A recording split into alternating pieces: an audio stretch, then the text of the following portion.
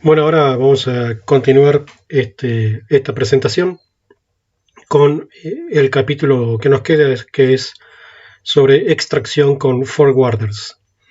La extracción con forwarders, como habíamos visto, es una extracción que está asociada al sistema de corte a medida o de productos clasificados y se realiza con máquinas como la que está ahí en pantalla. Esa es una máquina moderna, y lo que vamos a presentar ahora es una clasificación y unas características generales de este tipo de máquinas, para después hablar un poquito más de cuáles son las variables que controlan un poco el rendimiento de estas máquinas y de algunos de los trabajos que nosotros hemos hecho para desarrollar modelos matemáticos que nos permitan optimizar el empleo y la planificación de este tipo de maquinaria forestal. Algunas características generales de los forwarders es que sirven para llevar trozas en el acoplado, buggy o correta, o como le quieran decir, que es la parte generalmente de atrás, donde se van depositando distintos tipos de productos clasificados que llevan desde el lugar de acumulación en la plantación, en el bosque, hasta depositarlos arriba de la planchada o arriba de un camión.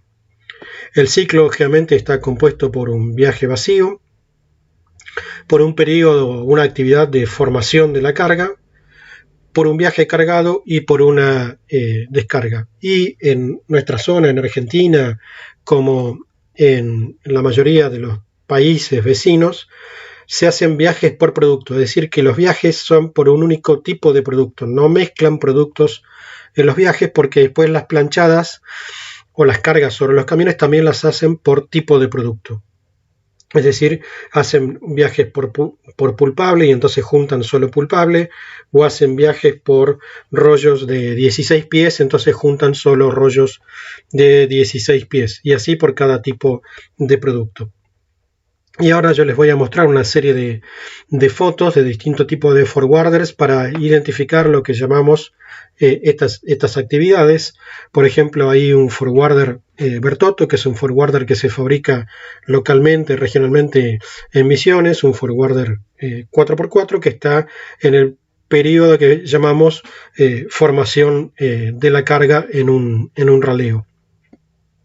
Otro tipo de forwarder, que es un forwarder sueco, de una empresa sueca que se llama Rodne, del que se hizo una presentación el año pasado acá en la zona, y está en una tala rasa también haciendo la formación de la carga.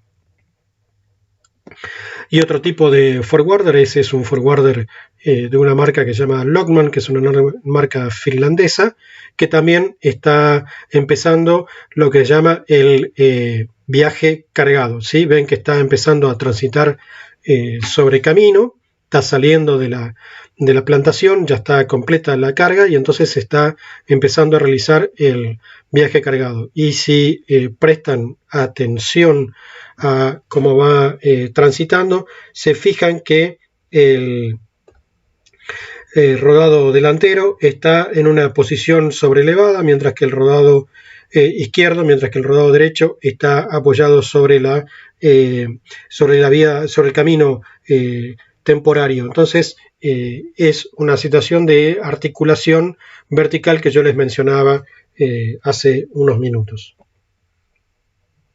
Acá el forwarder Rodne también haciendo su viaje cargado. Generalmente cuando hacen el viaje cargado ya llevan la grúa apoyada sobre la carga, sujetando la carga, y van con el viaje cargado hasta la situación de planchada. Acá el forwarder Lockman llegó a la planchada en vez del lugar de acumulación. Acá está cargando las trozas directamente sobre el camión, en este caso trozas pulpables.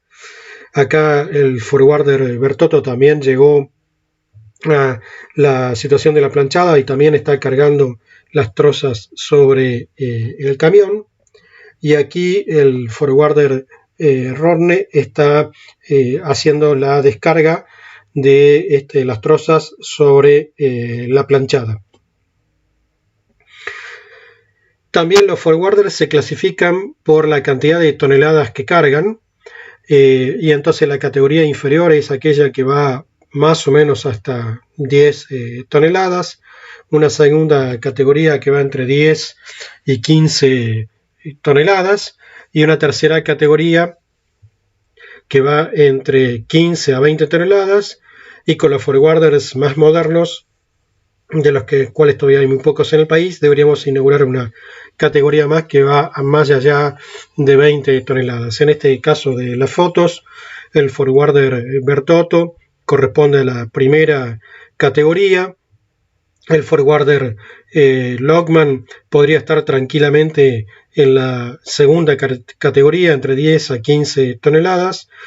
Y este forwarder Rodney, según los fabricantes, tiene un límite hasta 15 toneladas, pero puede cargar más de 20 toneladas. También se los puede clasificar por el tipo de tracción y el número de ruedas y el número de ejes que tienen, y entonces serían entre 4x4, 6x6 y 8x8, y por el tipo de transmisión. Este caso del forwarder Bertotto es un forwarder 4x4 que tiene transmisión mecánica, y tanto el Logman como el Rodney que tienen acá son forwarders del tipo 8x8, y ambos con transmisión hidrostática. Un detalle en el caso de los forwarders Logman y Rodney que tienen acá es que tienen, en este caso, en el caso del Rodney, en el rodado trasero, en el que está soportando la carreta, y en el caso del Logman, en los dos trenes de transmisión, unas bandas de rodamiento que le dicen tracks, y que sirven también para proteger a los neumáticos y para darle mayor capacidad de tracción, para disminuir el patinamiento. El alcance de la grúa va de entre 6 a 12 metros de distancia del equipo, y también tiene que ver con la altura a la que pueden levantar la garra, y entonces consecuentemente la altura de la pila que pueden lograr tanto en la carreta como en la planchada. Y ese alcance de la grúa también está asociada con el tamaño de la garra, que también está normalizada por el área transversal que puede abrir la garra, y que va de 0,5 a 1 metro cuadrado como extremos. Y entonces la característica final de los forwarders es que tienen una muy alta capacidad de tránsito. Pueden pasar casi por arriba de cualquier lado. Tienen un despeje bastante grande. Sobre todo los forwarders más grandes, más importados, pueden tener hasta una capacidad de paso que puede llegar a superar el medio metro de despeje. O sea, pueden superar obstáculos de más de medio metro de altura, llegando inclusive en los más grandes hasta 90 centímetros de despeje, pero eso consecuentemente también le da una susceptibilidad al vuelco lateral, como habíamos hablado cuando mencionamos el caso de las pendientes laterales. Y como tienen transmisión hidrostática, también los forwarders más modernos pueden tener cada rueda en una altura diferente, en una posición diferente, y eso les permite, casi transitar por cualquier tipo de terreno. En cuanto a la pendiente a favor del viaje, la pendiente en el sentido del viaje, trabajan normalmente bien en pendientes de hasta el 15-20% sin los tracks, y con los tracks pueden llegar hasta pendientes del 20-30%. Siempre el viaje cargado es subiendo la pendiente, y el viaje descargado es bajando la pendiente. y en situaciones de extrema pendiente lo que tienen es un malacate o guinche en la parte delantera que los sujetan de los árboles, por ejemplo, que están a borde de camino, y ahí pueden llegar a pendientes de trabajo del orden del 45%. Lo que vamos a ver ahora es un video grabado en una situación de trabajo de Brasil con un forwarder Ponce, el mismo que estaba en la primera transmisión, y yo voy a ir hablando sobre el video. Lo que vamos a ver aquí es un forwarder trabajando en una situación de pendiente, perdón, sin pendiente, en un raleo de eucaliptus. Ahí, como vieron, como primer paso, él dio vuelta el asiento, con lo cual está entrando con el buggy por delante, y entonces, o la carreta por delante, y entonces estos forwarders entran y salen por la misma vía de saca. Siempre entran con la carreta por delante, y cuando terminan de llevar la carreta dan vuelta el asiento y salen hacia el camino, con lo cual disminuyen mucho la intensidad de tránsito y aumentan mucho la eficiencia operativa, porque simplemente entran y salen por la misma vía de saca. Y después lo que ustedes están viendo en este caso es que el forwarder se va cargando a ambos lados de la plantación, porque el harvester le dejó los productos clasificados a ambos lados de la vía de saca en este raleo. Y ahí está lo que yo les decía: va avanzando muy lentamente, eso se lo permite la transmisión hidroestática, y se va cargando al mismo tiempo que avanza. Y entonces eso permite también ganar mayor eficiencia operativa, con lo cual los operadores más entrenados pueden hacer esa actividad de avanzar y cargar al mismo tiempo. Y ahí tienen un detalle de cómo es la operación desde dentro del forwarder, que se maneja todo con joystick. Con joystick maneja el avance o retroceso o el giro de la máquina, y con joystick también maneja el apertura y cierre de la garra y la carga sobre el forwarder. Y ahí van viendo, está avanzando en el sentido contrario, está avanzando marcha atrás, con en este caso la carreta a media carga, y también se está cargando a medida que avanza. Lo que vemos acá, que está formando dos estivas en el forwarder, porque los productos en este caso son productos pulpables de 2,40, y ahí lo que hizo fue poner la garra arriba de la estiva para presionar la estiva, y acá está haciendo la descarga en la planchada, porque salió de la plantación.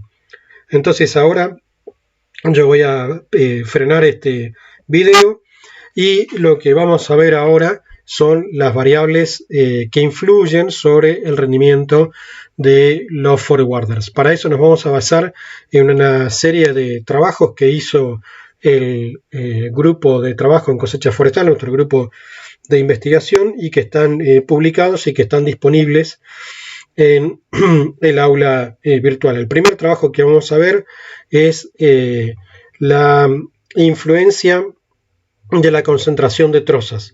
La concentración de trozas no es otra cosa que hablar de la cantidad de pilas de distintos productos que tengo a lo largo de la vía de saca. Y entonces, por ejemplo, si estoy haciendo un primer raleo, voy a tener mucha más concentración de trozas pulpables que trozas aserrables, y en contraposición, si tengo una talarraza, voy a tener mucha más cantidad de madera y entonces concentración de trozas aserrables que trozas pulpables. Como los forwarders, como ya os he dicho, hacen un viaje por producto, En aquellos productos que tengan menor concentración de trozas, mi rendimiento va a ser menor, con lo cual yo debería tener diferentes rendimientos de acuerdo a la cantidad de productos que tenga. Y aquí la variable en el eje de las IES es la distancia recorrida durante la carga para obtener ese distinto tipo de productos. Y tengo una comparación entre segundo raleo y tercer raleo, en círculos negros lo de segundo raleo y en triángulos blancos lo de tercer raleo, y tengo tres tipos de llenado de la carreta: viajes de 4 metros cúbicos, viajes de 10 metros cúbicos y viajes de 16 metros cúbicos, porque hacen referencia también a el tamaño de los forwarders que hemos visto hace un ratito. Y entonces lo que vemos es que, en definitiva, cuáles son las variables que condicionan el rendimiento de los forwarders. El primero es la distancia de extracción. A mayor distancia disminuye el rendimiento. El otro es la concentración de trozas. A medida que tengo mayor concentración de trozas, aumenta el rendimiento, y las curvas en este caso son logarítmicas, son en definitiva exponenciales.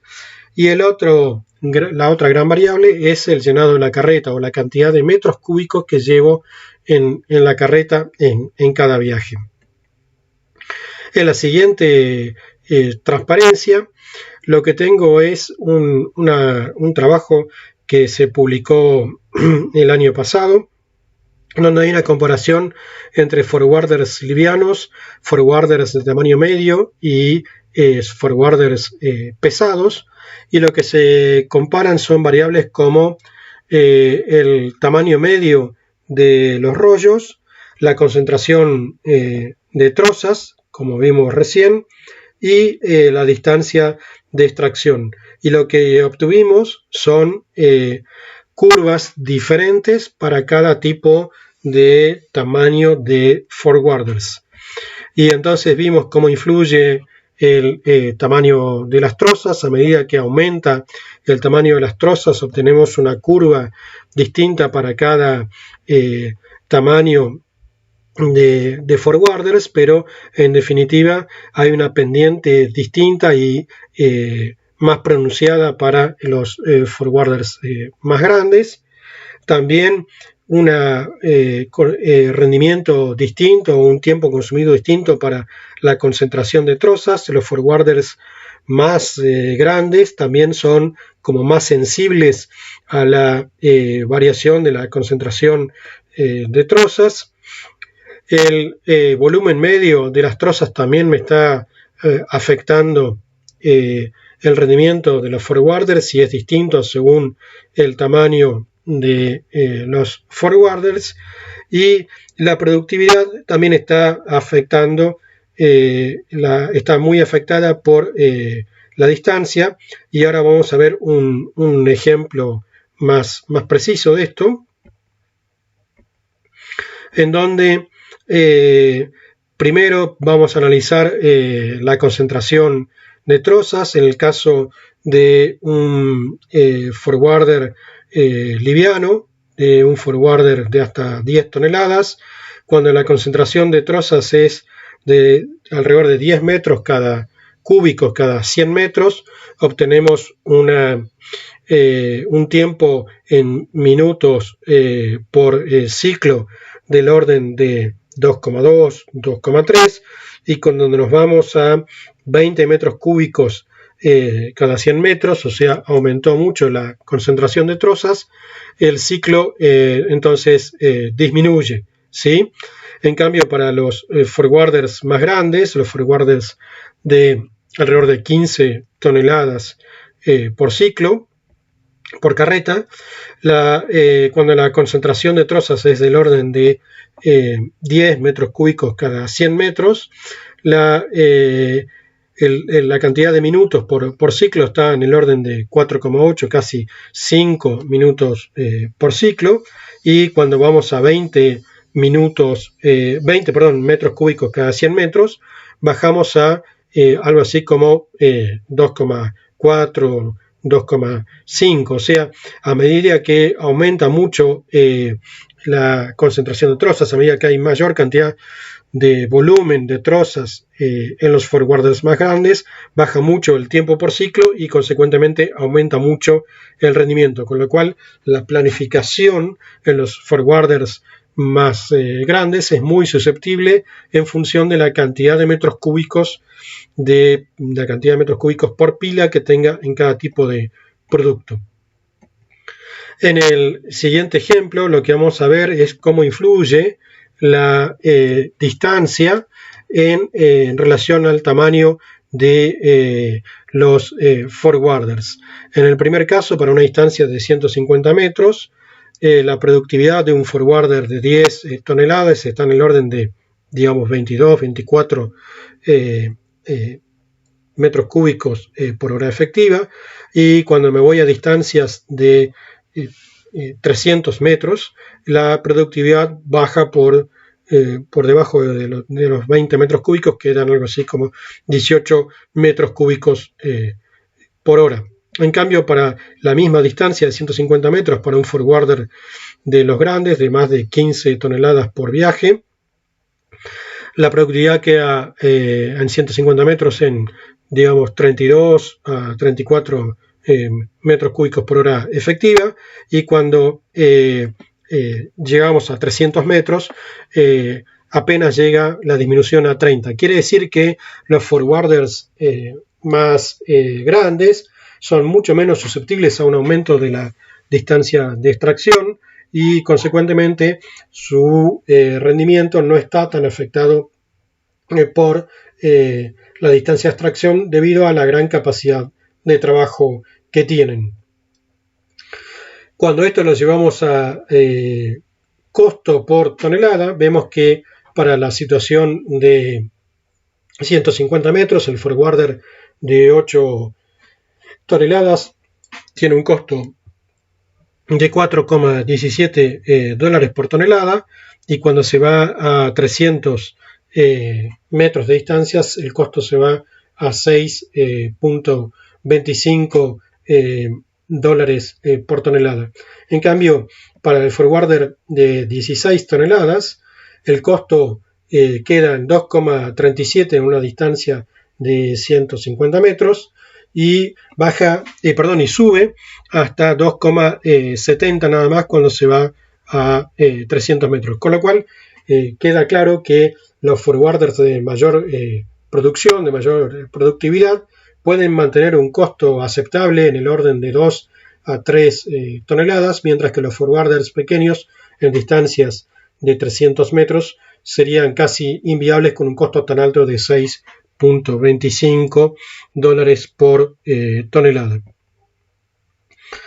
Para terminar, lo que les mostraría son dos direcciones de YouTube, que no las pongo en este video para no hacerlas tan largas.